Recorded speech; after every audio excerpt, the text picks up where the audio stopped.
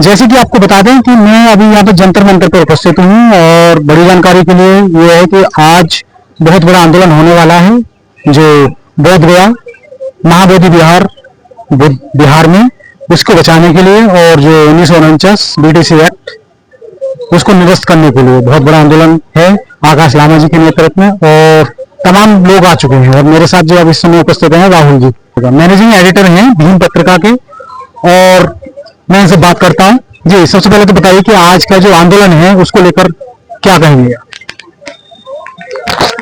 नमो बुद्ध जय भीम। आज का जो आंदोलन है कोई नया आंदोलन नहीं है, ये बहुत सालों से चल रहा है।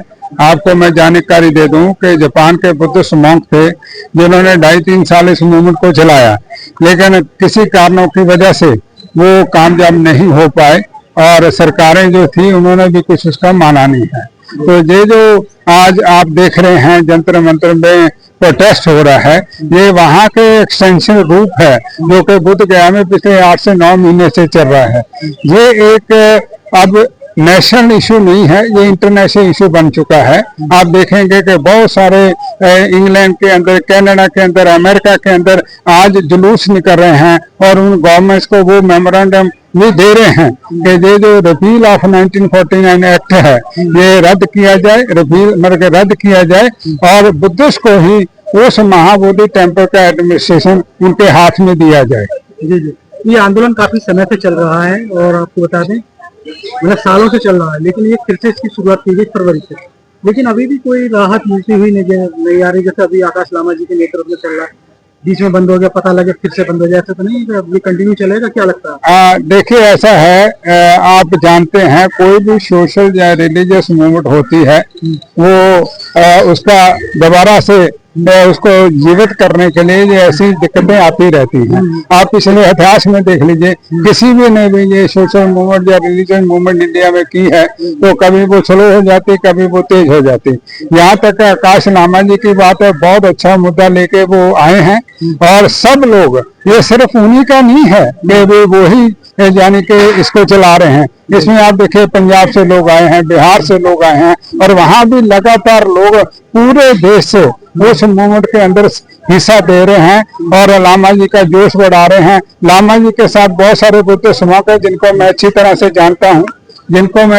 से जानता हूं और वो पूरे देश के बुद्धिस्ट मॉन्क है। आप यहाँ भी देख रहे हैं कि कितने बुद्धिस्ट मॉन्क जो हैं उनका साथ देने के लिए अलग अलग स्टेटों से आए हुए हैं। जी, तो मेरा कहने का मतलब ये है कि ये मूवमेंट अब बंद नहीं होगा और स्लो नहीं पड़ेगा। कारण क्या है कि अब इसके बाद अगर हम इसमें फेल हो जाते हैं किसी वजह से तो ये आगे जो हमें मौका नहीं मिलेगा, क्योंकि अब बहुत जरूरी है कि इसको महाबोधि टेम्पल को बुद्धिस्ट को हैंड ओवर किया जाए और उन्हीं को उनका एडमिशन चलाने का दिया जाए। फॉर एग्जाम्पल आपको देखिए, हम किसी भी धर्म के ऊपर कमेंट नहीं करना चाहते। सब धर्म के मंदिरों में आप जाके देखिए, उनके अपने ही पुजारी हैं, उनके अपने ही सारे देख रेख करने वाले लोग हैं। हम तो नहीं कहते कि वहां भी हमें एडमिनिस्ट्रेशन में कमेटी में लिया जाए, लेकिन हमारा जो अपना है वो तो दीजिए। ये एक सेकुलर कंट्री है। जब हम कहते हैं हमारे देश के प्रधानमंत्री जब दूसरी कंट्री जाते हैं तो वो बोलते हैं कि बुद्ध की धरती से आया हूँ। अगर वो बुद्ध की धरती से आए ऐसा विश्वास करते हैं, जो बुद्ध है, जो बुद्धिज्म है वो शांति और प्यार का मैसेज देता है, तो हम चाहते हैं कि प्राइम मिनिस्टर नरेंद्र मोदी, आदरणीय नरेंद्र मोदी जी भी इस मुहिम को और इस मुहिम को वो देखें और देख के जहां तक उनको सहायता करनी चाहिए इस मूवमेंट का सहायता करें और एडमिशन जो है महाबोधि महा टेम्पल का बुद्धिस्ट लोगों को दिया जाए। जी जी, अच्छा मुझे एक चीज बताइए कि जो सरकार आती है, जैसे कि दिल्ली में बीजेपी सरकार आ गई और बिहार में भी सरकार चल रही है, जिस तरह सरकार आती है, लेकिन ये वोट बैंक क्या है? अगर बात करूं दलितों की बात करूं, बहनों की बात करूं, SC/ST OBC की बात करूं, उनका वोट लेते हैं, वोट बैंक बनाते हैं। तो जो वोट दलितों का जाता है, क्योंकि काम तो जैसे कि आप देख रहे हैं आंदोलन किस तरह से चल रहा है, तो मुझे ये बताइए जब काम ही नहीं होता तो जो SC/ST दलितों के वोट के बैंकों की क्या भूमिका होती है सरकार? देखिए ये तो बात अब तय है कि SC/ST OBC या बैकवर्ड क्लासेज या ट्राइब्स के लोगों के बिना अब कोई भी सेंटर में सरकार नहीं बन सकती। आप बड़े अच्छी तरह जानते हैं, कोई भी सरकार हो उनको वोट तो उनको चाहिए ही चाहिए, चाहे वो कोलिशन में आए चाहे किसी तरीके से भी आए, ठीक नहीं।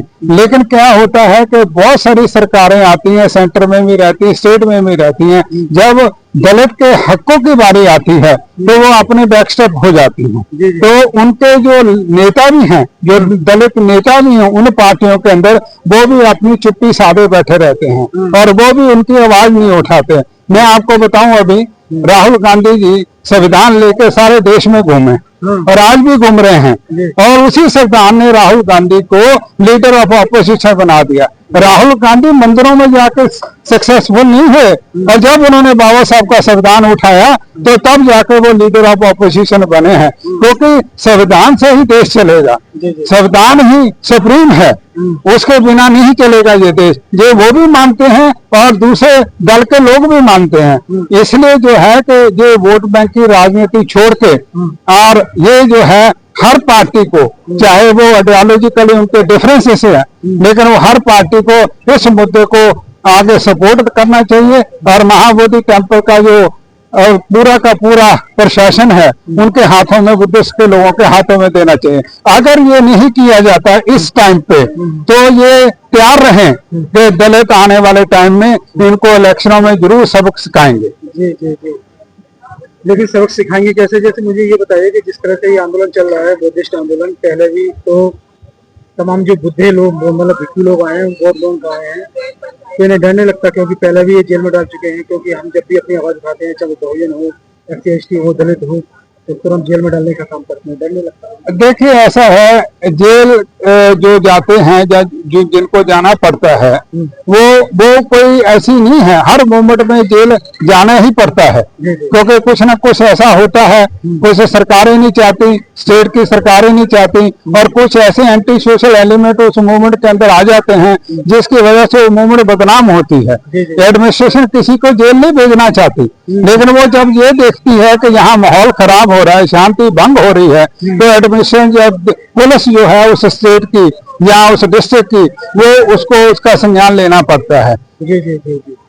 अच्छा, मुझे एक चीज बताइए कि जैसे आप दिल्ली से हैं, और दिल्ली के अंदर जिस तरह से, क्योंकि हमेशा सरकारें आती हैं तो विकास की बात करती हैं, सबका साथ सबका विकास की बात करती हैं, लेकिन विकास के नाम पर जैसे कि जगह के नाम चेंज कर देते हैं। अभी देखने को मिला अशोका रोड था, उसका नाम अब राजा राम मार्ग, मतलब जिस तरह से करने जा रही है। देखिए, ये मैं सोचूंगा, ये छोटी सोच है कि किसी सड़क का नाम बदल के अपने वोट बैंक को तब्दील करना। इस नाम बदलने से आप देखिए कि आज भी अगर हम कहें कनॉट प्लेस जिसमें हम खड़े हैं, तो आज भी बदलने के बाद भी बहुत सारी सड़कों के नाम आज भी लोग उसको राजीव गांधी चौक मानते हैं, और मेट्रो स्टेशन भी राजीव गांधी चौक के नाम से है। तो ये जो दिमाग में एक चीज बैठ गई है पिछले 50 सालों से, 40 सालों से, तो वो कोई लोग ऐसे थोड़े भूल जाते हैं।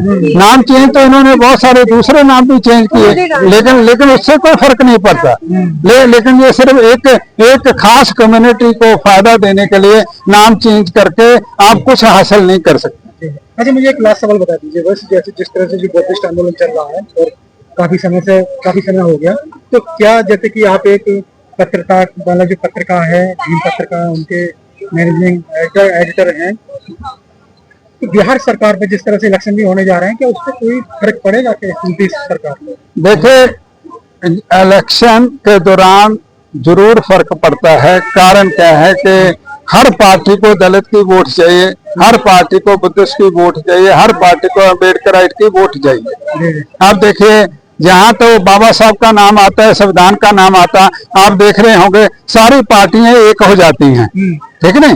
और जब उनके अपने मुद्दे चलते रहते हैं पार्टी टू पार्टी, तो फिर वहां वो डिफर करते हैं। लेकिन आने वाले बिहार के इलेक्शन में आप देखोगे बहुत बड़ा बदलाव होगा। आप देखिए ना कि जैसे ही वाइस प्रेसिडेंट ने रिजाइन किया, तो बहुत सारी बातें ऐसे उठने लगे कि बिहार के CM को हो सकता है वाइस प्रेसिडेंट बना दें, ठीक है? तो कहीं ना कहीं जो रूलिंग पार्टी है उसके ऊपर दबाव है, सिर्फ इसी मुद्दे का दबाव नहीं है, ये एक मुद्दा हो सकता है, ठीक है? लेकिन अनएम्प्लॉयमेंट देखिए, पॉवर्टी देखिए, मालन्यूट्रिशन देखिए, और आपका जो आज आज महंगाई का दौर चला है, वो देखिए, तो उससे भी बहुत सारी चीजें जो इफेक्ट करेंगे आने वाले इलेक्शन के अंदर। लेकिन आप देखिए कि किसी को भी एक बार बेवकूफ बना सकते हैं, बार बार नहीं बना सकते हैं। अब यहाँ भी सेंटर की सरकार देख लीजिए, कितनी पार्टियों का कोलिशन है। तो ये कोलिशन क्यों बनता है? क्योंकि एक पार्टी को जितना भी लोग हैं, वोटर है, वो वोट आजकल नहीं दे रहे हैं, क्योंकि वोटर चाहता है कि उसकी जो जीवन है, उसके जीवन के अंदर बदलाव आओ। बदलाव कैसे आएगा? आप एम्प्लॉयमेंट क्रिएट करिए, पॉवर्टी को दूर करिए, उनकी जो रोजमर्रा की समस्या है उसको दूर कीजिए। जब तक ये नहीं होगा तब तक ऐसे ही चलता रहेगा। जी जी जी। अच्छा, जाके आपके पास लास्ट सवाल है दिल्ली को लेकर, क्योंकि आप जिस तरह से आप दिल्ली में रहते हैं और आपको पूरी दिल्ली की जानकारी के अकॉर्डिंग बात की जाए, तो जिस तरह से जो नई सरकार आई, क्या पब्लिक के हित में को लेकर कुछ इस तरह से लग रहा है कि आपको, जैसे कि पब्लिक को सपोर्ट मिला या पब्लिक को कुछ नई योजनाओं को लाभ मिला, कुछ लाभान्वित? देखिए ऐसे है, जो पहली सरकार थी वो भी, केजरीवाल की सरकार कभी भी SC/ST के फेवर में उन्होंने काम नहीं किया। आप दिल्ली में देख लीजिए, वो इतने साल रहे यहाँ, कितने उन्होंने बाबा साहब के बोतल लगाए, कितने उन्होंने तथागत बुद्ध के बोतल लगाए। इससे पता चलता है ना कि मतलब केजरीवाल दिल से और दिमाग से कभी भी एक सेकुलर नहीं हो सकता है। दूसरी बार अभी MCD में कमेटीज बनी है, वहां भी केजरीवाल की पार्टी ने कोई भी SC/ST आदमी का उन्होंने उनको नॉमिनी नहीं दिया है। ये आज ही के पेपर में है। तो कहने का मतलब ये है कि हम जो लोकल सरकार है, हम चाहते हैं कि जो SC/ST का स्कॉलरशिप है उसकी जो है बढ़ाया जाए और हमारे बच्चों को स्कॉलरशिप दिया जाए, और ताकि वो आगे जाके पढ़ सकें। हमें इतना ही कहना उनके लिए।